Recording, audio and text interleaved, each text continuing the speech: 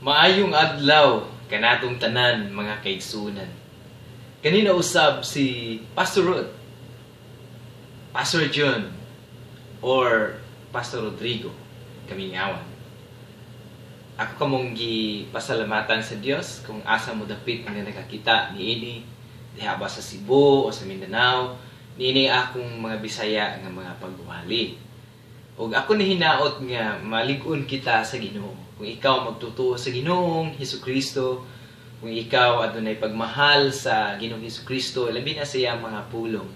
Ako pasalamat sa Dios nga ako imong igina-welcome diha sa imong sakyanan o sa imong balay, diha sa imong lugar, ug labi na sa imong kasing-kasing. Nagampo ako nga gamiton ako sa Dios para ikaw matagaan o kalinaw sa imong nahuna ug kasing-kasing. Simple lang ang mga pag-sharing din sa pulong sa Ginoo. O diri nagapuyo sa United States, diri sa Amerika, mga kuan ako diri mga almost 7 ka tuig. Pero mamiss gihapon ako ang pagwali sa mga Bisaya.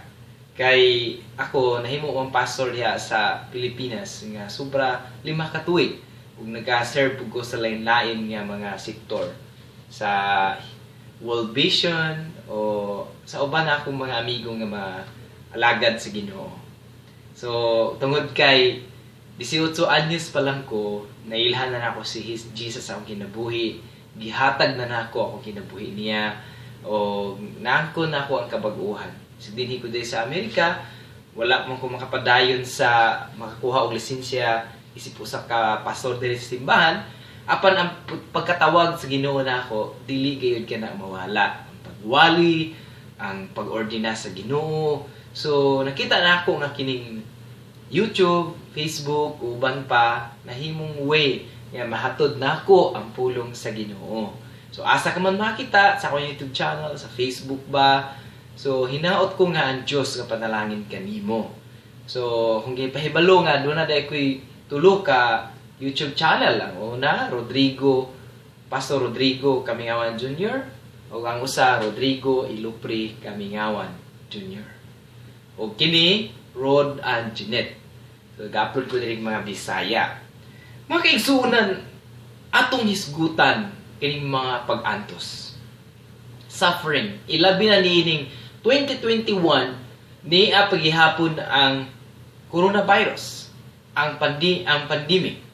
Nya, naay mga form sa coronavirus nga naga-migrate. Ingon pa nila COVID SARS-2, kuyaw kay na siya. So ang uban naanay vaccine, naka-vaccine na, Moderna o ang Pfizer na ay mga lahi nga mga report niya. Uban nangamatay. So naay bad effect nga akong nakita. So nahinaot ko nga kuha makatag injection o vaccine, mas maayo ang Moderna. I think ang Moderna. So, akong asawa na vaksina na, hopefully ako pod nga pipila ka higayon matagaan na pod. Kay libre man diri sa US kuan sa mga atong gobyerno.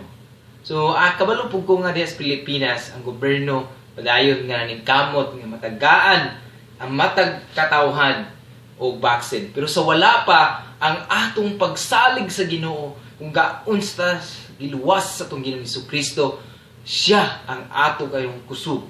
Muna nga basahon nato ang pulong sa Ginoo sa unang Pedro o 1 Peter chapter 4 verse 12 to verse 16. Ato masahon ni sa unang Pedro kapitulo 4 bersikulo 12 ngadto sa 16. Pasahon ako sa English o sa Bisaya.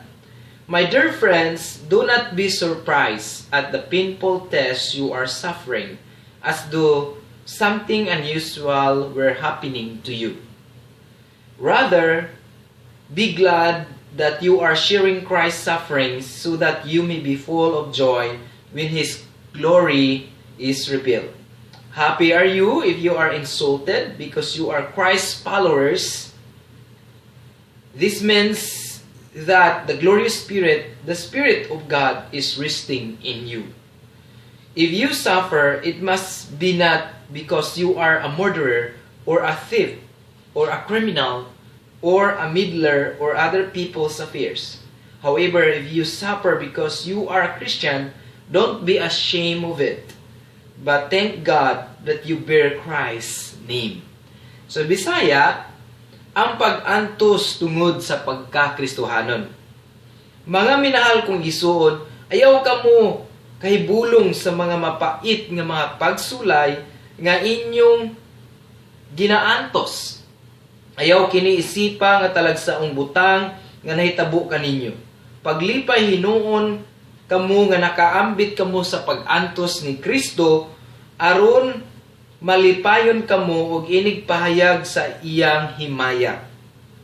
Bulahan kamo kung gipakaulawan kamo tungod sa inyong pagsunod kang Kristo, kay kini nagpasabot lamang nga ang mahimayaong Espiritu. Ang Espiritu sa Dios anaa kaninyo. Kinahanglan nga walay usa kaninyo nga mag-antos tungod kay siya killer o mamumuno, kawatan o malapason sa balaod o hilabtanon sa uban. Apan kung kamo nag-antos tungod sa inyong pagkakristohanon, ayaw ninyo ikaulaw kini. Pasalamati Hinuon ninyo kay ang Dios nga kamo Kristohanon man. Salamatan nato ang Dios sa atong mga pag-antos kay kita Kristohanon man. Mag-igsuonan, sa imo bang pagsalig sa Ginoo gipakaulawan ba ka? Besahay kabitbit kag Bible, bisi kag basag Bible, ginasaway ka, gidaog-daog ka, o ginalutos ka sungod sa imong pagsunod ni Kristo.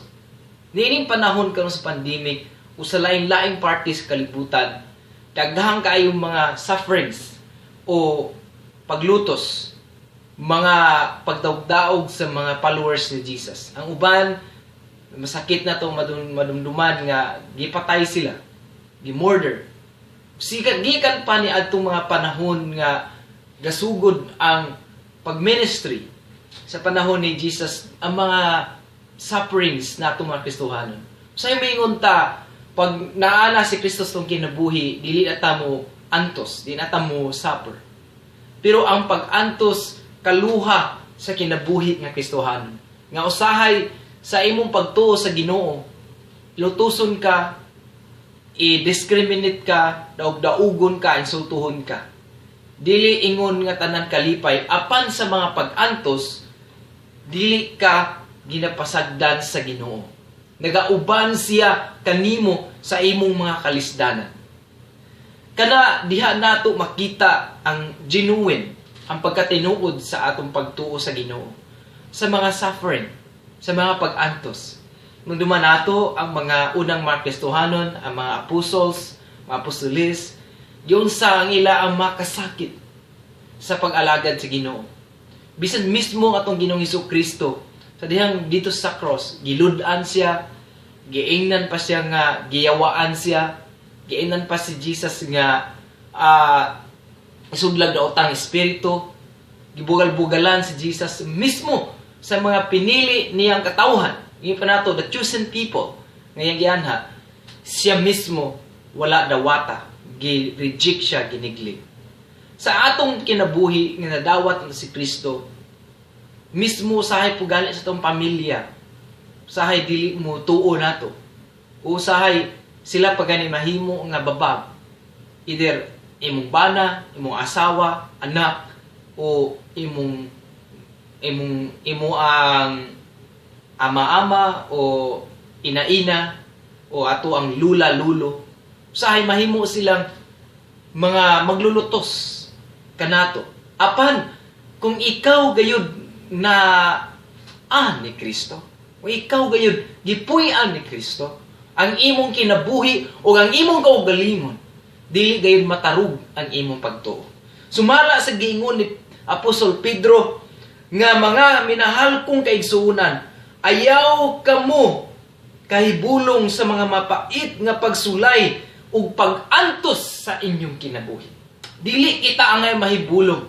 Nining mga higayon sa mga pandemic, una-unsa naman ni kalibutan, matapos sa maghani, ngano man ni Ginoo, Say gina-questions nato, ginapangutana nato ang Ginoo. Ngano man ni Ginoo, ngano ani man ni Ginoo. Mangutana kita nga gaantos, nung gaantos manuong ko sa akong pag-alagad. Ingon pa ang ato Apostol Pedro, ayaw ka na ikahibulong igsuon.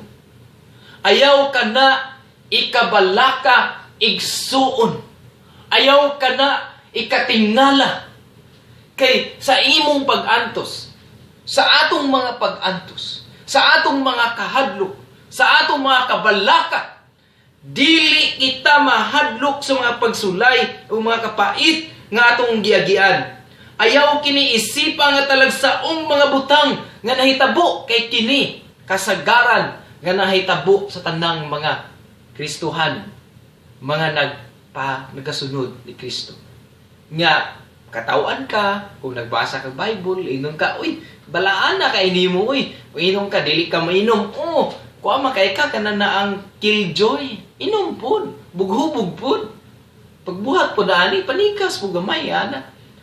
Ang kalibutan, ingon ana, apan kita, nga, pakamatyan ni Kristo, gidawat nato si Kristo nga atong Dios ug manluluwas, nga kita nahimong Ginoo nato si Kristo, do na kitay kabag-uhan, do na kitay bagong kinabuhi nga dili gayud susama sa mga buta o sa mga katawan nga naa pa naglakaw sa kangitngit ug nanginahanglag kaluwasan.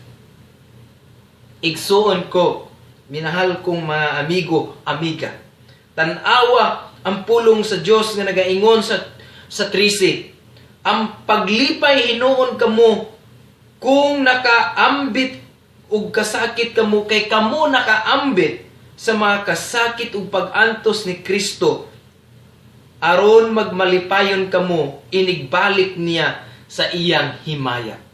No, kung kita giinsulto, gidaog-daog, muna ang mga martyr, katong mga gipamatay sa mga putlag ulo sa mga extremists, nga mga ISIS uban pa, nga mga antichrist. Nakita nimo nga sila adunay dako nga ganti diha sa Ginoo alang kanila.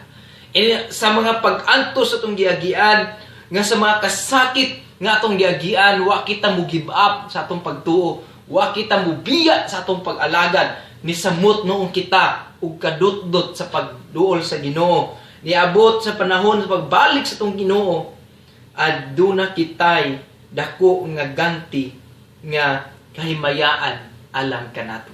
Mao kana ang atong ginalantaw. Nga sa inyong sa dihang mubalik na ang atong Ginoo, malipayon kita nga mo sugat kaniya, mutagbo kaniya, aron kita mukuyog sa iyang gingharian. Mga kaigsuunan, atong ipadayog basa dinhi sa 14, bulahan kamo kung gipakaulawan kamo tungod sa inyong pagsunod kay Kristo. Nung dumi kini, bulahan kita kung kita gipakaulawan. We are blessed when someone insulted us because we are Christ followers.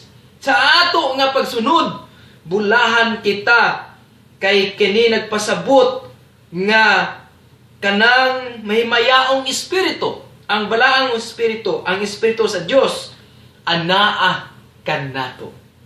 Kana kung gipakaulawan kita, giinsulto kita, gigama-gamaan kita mga sulti nga dili maayo, giludan napay mga pagpatampalas kanato. Sakit man. Sa akong na-experience, sa akong pagwali, hapit ko giluok, no? Ikwelyuhan ko, hapit ko gitamparos. Apan ang akong na-feel sa akong kasing-kasing gugma. Salamat nga gitudlo ka na sa itong Ginoong Jesucristo kanato.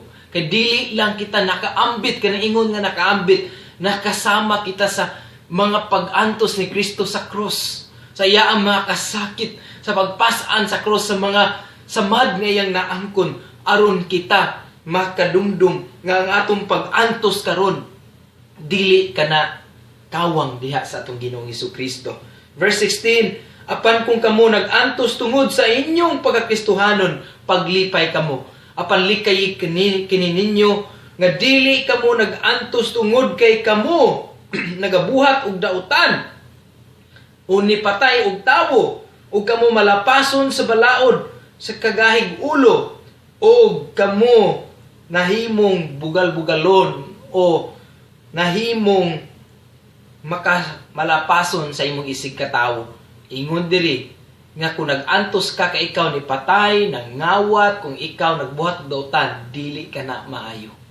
Apan kung nag-antos ka kay ikaw nagatuon ni Kristo, ikalipay ka na.